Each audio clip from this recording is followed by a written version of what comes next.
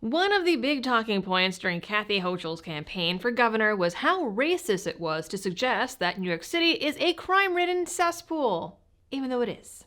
Violent crime in the city was just a white supremacist Republican talking point, she said, and that the city was one of the safest places in the country. Which must be exactly why she is now deploying the National Guard to search subway passengers for weapons as part of her crackdown on crime.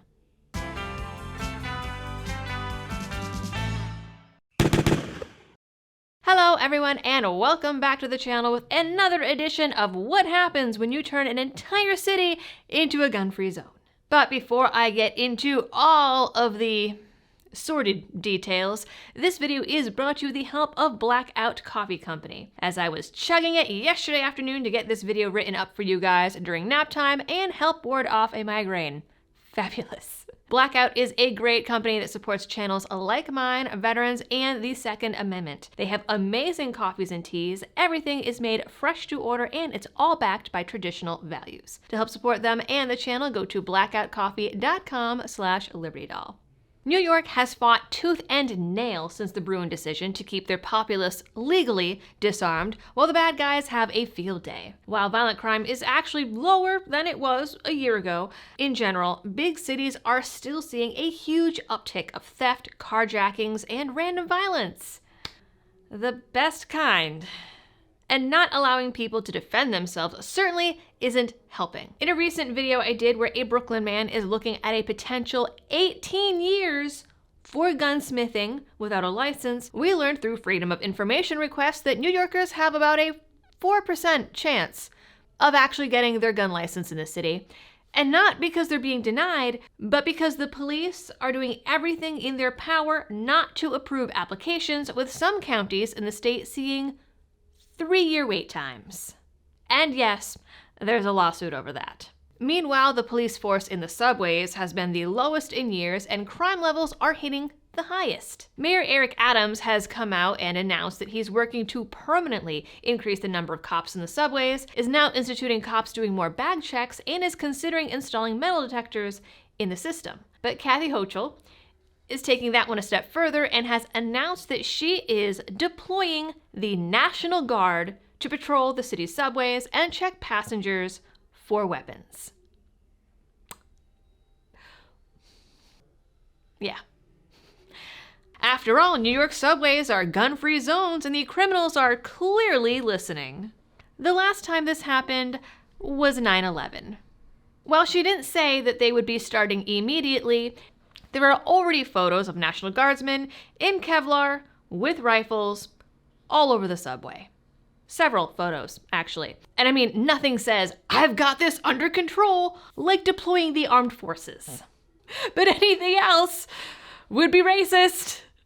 Hochul says that no one should have to worry about the person next to them on the subway carrying a gun. But an armed society is a polite society, and her view is part of the reason why New York is getting steadily worse. Just this year, 3 people have already been shot dead on trains and platforms, and in the last couple weeks, a conductor was slashed in the neck and a postal worker was pushed onto the tracks. And those are just the highest profile incidents that are hitting the news. The incidents prompted a press conference from the Transit Authority, who also complained that the city was too soft on crime, that the 43 suspects arrested specifically for assaults on Transit Authority workers last year in the subway system had 600 prior arrests between them, and yet we're still out causing havoc.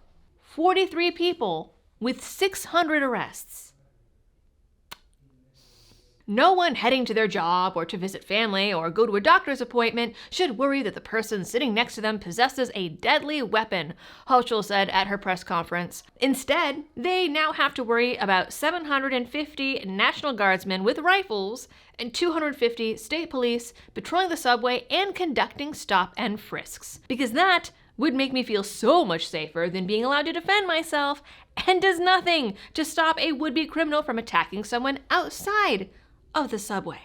Now, I'm not saying that allowing law-abiding citizens to carry guns will solve every problem the city has or turn it into a crime-free utopia. There are plenty of liberal policies at work in the city that do little to nothing to address the poverty, gang activity, drugs, or just the fact that cities in general are a matchbox waiting for a flame.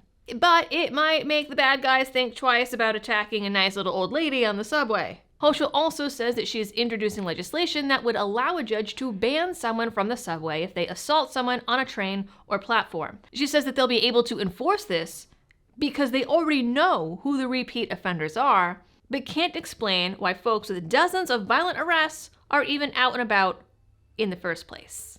Now, I can't speak to the constitutionality of restricting someone's travel, but banning someone off a subway is not going to stop them from attacking people again outside of the subway.